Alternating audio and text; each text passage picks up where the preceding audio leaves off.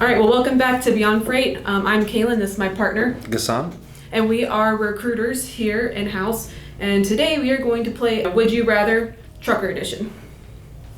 Would you rather hire a driver with 10 years of experience but poor communication, or a driver with 2 years of experience and excellent team skills? 2 years. Why 2 years? Because he has good communication, and communication is key when it comes to this work. With poor communication, experience goes down the drains. Would you rather chase a driver for paperwork every week, which we do every day, Every day. or hire someone who turns in the documents on time but needs a bit more coaching on the road? I'll take the bit more coaching on the road any day, because you can always train somebody, but you can't train them to turn in paperwork on time, so. True. The first one is like, we deal with it every day. Would you rather fill a seat fast with someone who might quit in 3 weeks, or wait an extra month for a driver who stays long term? I'll choose the 3 weeks, and I'll tell you why. If I'm gonna wait, that's a waste. We're not gonna fill the position. But if I get the 3 weeks, if he leaves, he leaves. It's his loss. But I'll get out of these all candidates one that will stay for a long time. Retention's key, so I'd rather take the person would be here for the long haul versus somebody going through, because hiring process is not, it's not cheap. So having to go through and hire somebody and just go through and quit 2-3 weeks later, like, that's not an ideal candidate for us. I'd rather take the weight on somebody and, have them stay here for the long haul. So you're like filtering, you get everybody, and then after that filter out. That's the thing. But if you wait, you will lose. It's a waiting game is always a lost game for a recruiter. Would you rather hire a solo driver who only runs days, or a team who runs nights but need more dispatch support? I'd rather hire a team that needs more dispatch support. Why?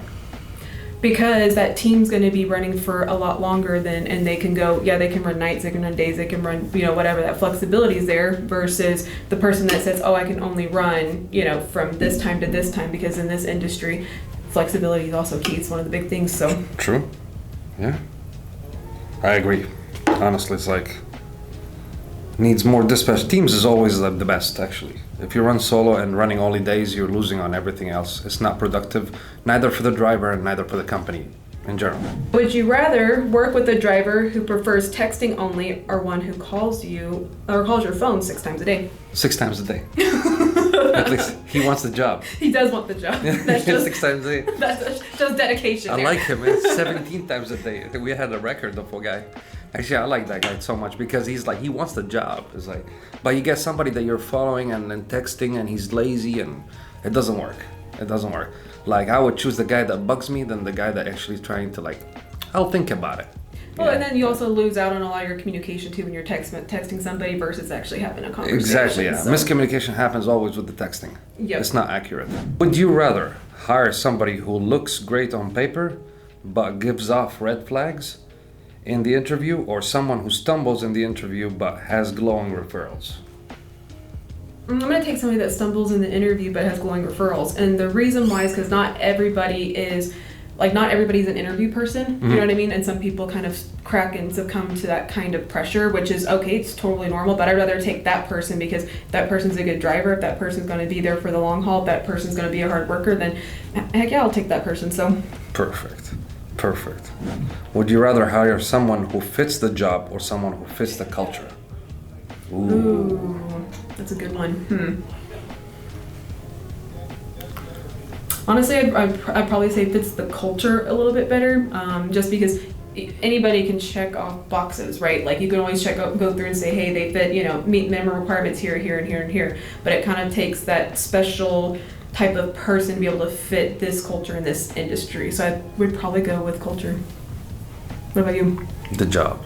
The job? Yeah, because it gets things done. I'm more like an aggressive guy. Yeah, not in that notion, but aggressive in the way I recruit. I come from a sales background, and that keeps me aggressive. I like to get things done. I cannot wait. I'm not the buffering type of a person. So if there's somebody qualified, meets the requirements, everything, I want to see you face to face. I want to get to know you. I want to know exactly who you are, and then get you on board if you're worth it. And I know you're worth it. That's the thing.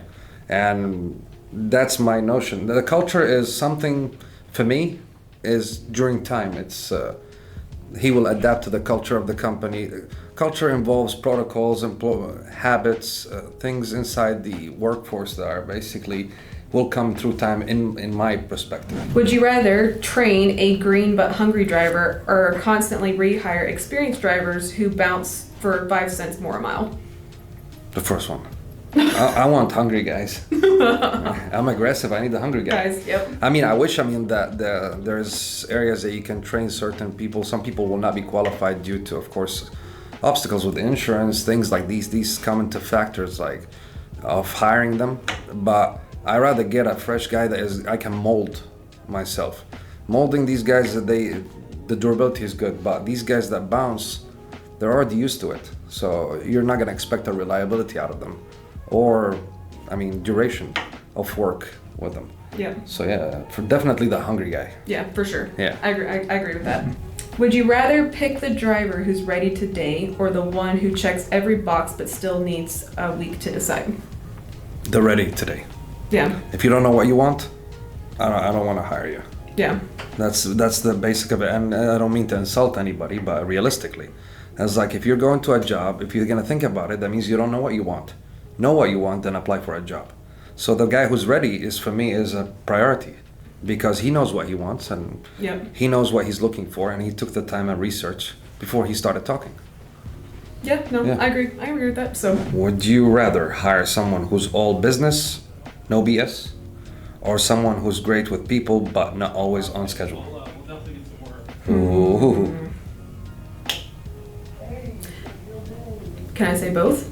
Depends on the personality, depends on the person. Case by case basis. Yeah, case by case basis. Case by case Case by case basis. Because I mean, you have those people that are real straight laced. They're no BS. They're just get in, get out, get the job done, and those people are always absolutely great. But then there's also the other side. You could have that person that's okay, occasionally late, but they also are a get stuff done kind of person, and they still have that that drive, that heart, and that passion. They just might be a little lackluster, but that doesn't mean they're not a good person, a good driver, a good asset to the team. So I kind of say it's both case by case. Yeah. Because the person who's like not always on schedule, I mean, that involves the culture part about it. Yeah. Once he follows the protocol and everything, he will get into a line with the other people. It depends. I mean, you're not gonna win. It's a 50-50 thing, but most of our job is case by case basis. It cannot rely on one thing. We're very open-minded when it comes to the hiring. We take all aspects. We just don't become sort of like closed-minded and just close the book as soon as we see one thing. No, we're trying to get anything about this driver that will get us to push forward, train him, get him to the next level, and put him into a spot that he will grow in the company. I mean, I started with this company back in 2014, and I was a driver. And now I'm a recruiter. So the company speaks about itself when it comes to like, you work hard, you do the things that you want, you'll reach the target that you're looking for. Yep, it's key. That's key. That's key. I mean, these are the questions though. They're nice questions though. Yeah, they're good questions. I made my mind work. After doing road tests all day? After doing road tests all day, road tests all day? Yeah. Recruiting is just like selling. There's nothing different with them, except with sales you get commission. With recruiting you don't get commission. Nope. So do not even mistake that. Basically, I'm trying to hire you because I'm meeting my numbers, because my numbers never end. We have experiences with drivers that are away from reality. It's like this lady called and said, hey, I have experience, I can drive for your company. But we're an 18-wheeler company, so I asked her how many years of experience she has. She's like, I have 3 years. I was like, okay, what kind of equipment are you operating? Like, in my head, there's like something like a flatbed, dry van, something like this. Yep. She says U-Haul. She's driving just a box truck U-Haul, and that cracks me off, honestly, because that's different than what our territory is all about. I know, I got an applicant one time, and he was just an Uber driver. And that was his driving experience. Not the same, there's a difference, so. Or the Honda guy. I drive my Honda so I can operate your trucks. Yep. He's like, I can operate a manual transmission. Manual transmission. That's not safe. There's more. I mean, it gets even rowdier. I mean, thanks for watching. This is What You'd Rather. My name is Gassan. This is Kaylin. We'll see you soon. Stay tuned for next time. Yep.